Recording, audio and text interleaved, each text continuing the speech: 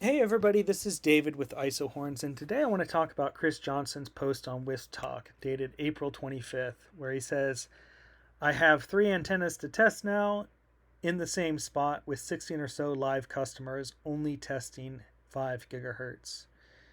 On April 23rd, he said that he was going to be using Ubiquiti Rocket LTU. And at the time, the IsoHorns hadn't shown up yet, so he had ordered it, but it hadn't arrived. And he only had the 2 antennas. And when the IsoHorns arrived, he added it to the lineup. And I'm super grateful to Chris, not only for ordering IsoHorns antenna and trying it out, but for doing so publicly. So a lot of WISPs think that there's nothing to be learned from trying anything new. They think that what they already have is the end all be all, and nothing could possibly be better. And you see that in the comments of these posts. But I'm grateful to Chris for having the curiosity to try something new, and having the courage to do so publicly, because anytime you work publicly, you expose yourself to criticism and negativity. And again, you see a lot of that in the comments. A lot of people being negative about even trying something new. So I'm super interested to see the results. I'm grateful to Chris for trying our antenna, and I'm grateful that he is going to share the results publicly. And everybody has something to gain when new information is added. So thank you, Chris. All right, I want to make some predictions about how Chris's test may go and explain my thoughts around those predictions. In order for Chris to do a valid comparison, he's going to have to find ways in which these 3 antennas are the same. And they do have many similarities. They are all 2x2 antennas that operate to some extent in 5 gigahertz, and they will support the Ubiquiti Rocket LTU radio that Chris intends to use. And so we will be able to do a valid comparison there, and it'll be interesting to see the differences within that within those constraints. But the differences between these antennas is also pretty big. You can tell just by looking at them that they are very different antennas, and the differences of the antennas, I think, is also interesting to explore and necessary to really understand how each of these would best be utilized within certain networks. So, in summary, we to respect everybody's time, we've got 2 horns in one sector, and horns are different than sectors. Horns have more noise rejection, and sectors have more antenna gain, which means that they have a more focused signal in a specific direction. And we've got 2 narrowband antennas and 1 wideband antenna. And when you build an antenna, you typically design it for a specific frequency range. And when you have a narrowband antenna, you can have better tuning towards that specific range, and often better performance because of that. And so an antenna that is tuned for a specific narrowband 5 gigahertz frequency range, we would expect to perform better than an antenna that is tuned for a much wider frequency range. But there's still advantages to the wideband antenna that I think are worth exploring. And then there's a difference between swapping out one antenna in one specific spot versus swapping out all the antennas on your network. And the advantages of horns, that's especially worth discussing when you're talking about horns versus sectors. So the advantage of horns is that they reduce the noise. They reject noise. The advantage of sectors is that they have that higher gain. If noise isn't a problem, then the advantages of the sector are going to better play out. And if you're only swapping out, if you've got a network full of horns, then they're not just rejecting noise, but they're also generating less noise because they have less side lobes. So if you've got a network full of horns and you swap out just one of those horns for a sector, well, the sector benefits from having all the other horns on the network. Whereas if you swap out all of the horns for sectors, then usually you end up generating more noise in the environment. And so horns help WISP scale by not just rejecting more noise, but also by generating less noise in the environment and lowering the overall noise floor. So they don't just see less noise, they also generate less noise. So when Chris is just swapping out one antenna in one spot, but he's not going to swap out all of his antennas, he's going to get a different result than if he perhaps swapped out all of his antennas. So starting with the gain and talking more about that. So this is an 18 dBi antenna in 5 gigahertz. And these two horns are both 16 dBi in 5 gigahertz. And so this has 2 dBi more gain. And so if he's got 16 or so customers and they're all distant in a low noise environment, then having that extra gain is going to provide those stations with stronger signals and better modulation rates. And so it's possible that in a low noise environment, he swaps out his horn for the sector and gets better results. But if he's in a high noise environment, and I suspect that there's quite a bit of noise if he's got 16 connected customers on one 90-degree sector, that sounds like it's likely to have some density. Then the horns are going to lower the noise floor, and they may lower the noise floor by more than 2 dBm.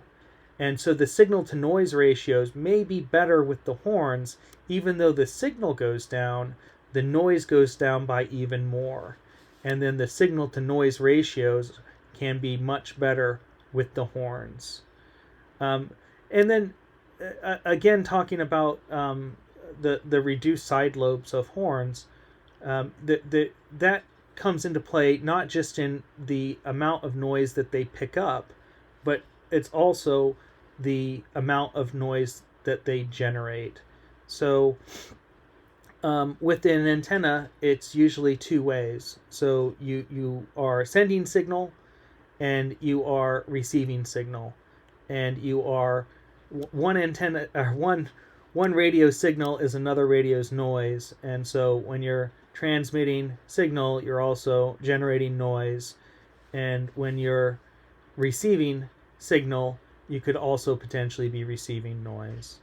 So these horn antennas are generally going to do better in high noise environments, and they're going to scale better when you're swapping out all of the antennas, generally speaking. These are going to generally perform better in low noise environments, and they're going to go further. So if the constraint is distance, if he's got 16 distant clients in a low noise environment, then this may perform better. But my guess is that 16 stations are probably in your typical WISP pattern of 1 to 2 miles out, and that's going to be some density, and there's going to be quite a bit of noise that we're going to have to deal with. So then, narrowband versus wideband.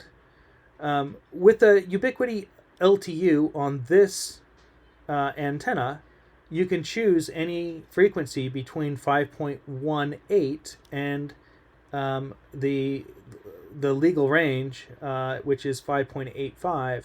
So if you get noise at, if you're operating at 5.8 and you have quite a bit of noise at 5.8, you can switch channels. You can go down to 5.2.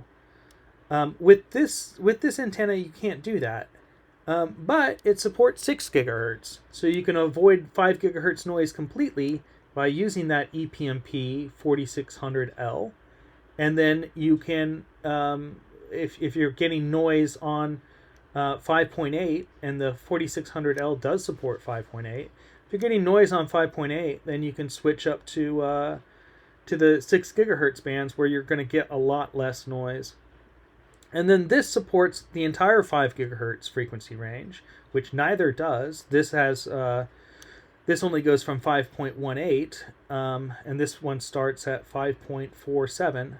But this starts at 4.9 and goes all the way up to 7.2. So it includes the entire 5 gigahertz frequency band and the 6 gigahertz band as well. So the reason why I consider this one a narrow band 6 gigahertz antenna is because it goes from 5.47 to 6.875, and that includes the entire AFC controlled channels, all of the AFC controlled channels, which are in the United States and Canada. These are the channels that are approved for use by WISPs outdoors. There's some channels that are approved for low power indoor use only, and then there's some channels that are approved for use for low power indoors and standard power outdoors. And the standard power outdoors channels all require using the automated frequency control or coordination system, or AFC. And so the LinQ antenna, it supports all of the AFC controlled channels, and it in their marketing they lead with it works with the EPMP 4600L, and it's under the category antennas for cambium radios. It's very much targeted towards this radio. It also supports this radio, but it doesn't support all the frequency of this radio. It does support all of the US frequency for this radio. So international WISPs will be able to use much more frequency. They'll have access to these channels here and these channels here all the way up to 7.125 with the cambium EPMP 4600L. But the US WISP will not. So what do I mean by an antenna being tuned for specific frequencies? So this antenna, this is the LinQ antenna. It has a VSWR typical 1.5 on the vertical polarity, and same with the horizontal polarity. But it has a maximum VSWR in the horizontal polarity of 2.0. And what 2.0 means is that 11% of the signal is reflected back at the radio. And that's not good. So 2.0 is quite a bit worse than 1.5. And 1.5 is it's typical, where it's typically a 1.5 VSWR or less than 1.5 VSWR. But there's a VSWR spike somewhere, and we don't know where. So the most of these antenna parameters are divided between the 5 gigahertz band and the 6 gigahertz band, but the VSWR is not. We just know it's typically less than 1.5, and typically and there's it goes up to, it has a maximum VSWR of 1.7 and 2.0. On IsoHorns, we show the let's go view details. We show the chart with the VSWR. So Chris is going to be doing his test between 5.5 and 5.85, and there we have a VSWR of less than 1.5. So that is equal to what LinQ says is their typical. But LinQ has a VSWR spike somewhere. I don't know if it's in the 5 gigahertz. It quite likely is, because I think that this this antenna is tuned for 6 gigahertz. If this spike is in 5 gigahertz and Chris is doing his test in the frequency where that spike is occurring, then the link is going to be at a specific disadvantage where it won't be at a different frequency. So our antenna is tuned from 4.9 to 7.2. The reason why we have that range is because at 7.2 we have a VSWR spike, and we go beyond our 1.6 VSWR threshold. And at 4.9, similarly, we have another VSWR spike. So if we were to say that this radio was from 4.8 to 7.3, we would have to change our VSWR parameters to show a worse VSWR max. So that's why a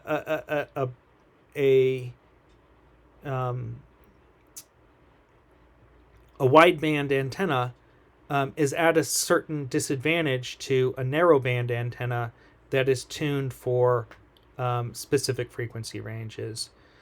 With RF elements, we don't know how it's going to perform because we don't have the VSWR. But if it has really low VSWR at the specific frequency that Chris is going to be testing at, then it may perform better than the IsoHorns or the LinQ. But there's no way to know because there's no VSWR published on the RF Elements antennas. And when I did my test with these antennas, I tested at 5.7. So I know IsoHorns outperforms RF Elements at 5.7. I don't know about 5.5. I don't know about 5.6. I don't know about 5.8. I haven't tested all of those frequencies. But at 5.7, IsoHorns does really well. And then I tested in the lower as well. So I tested at the very base of RF Elements frequency range, and IsoHorns outperformed RF Elements in that frequency range as well. So my prediction is that IsoHorns will outperform the RF Elements and the LinQ antenna in 5 gigahertz, but I think it's worth understanding why the RF Elements may do better and why the LinQ may do better as well. And I think it's worth understanding that there's a big difference between swapping out one antenna on the network and swapping out all the antennas on the network, because horn antennas, their whole advantage is that they allow WISP to scale by generating less noise in the environment. All right, well, thanks for watching. I hope this was helpful. Bye.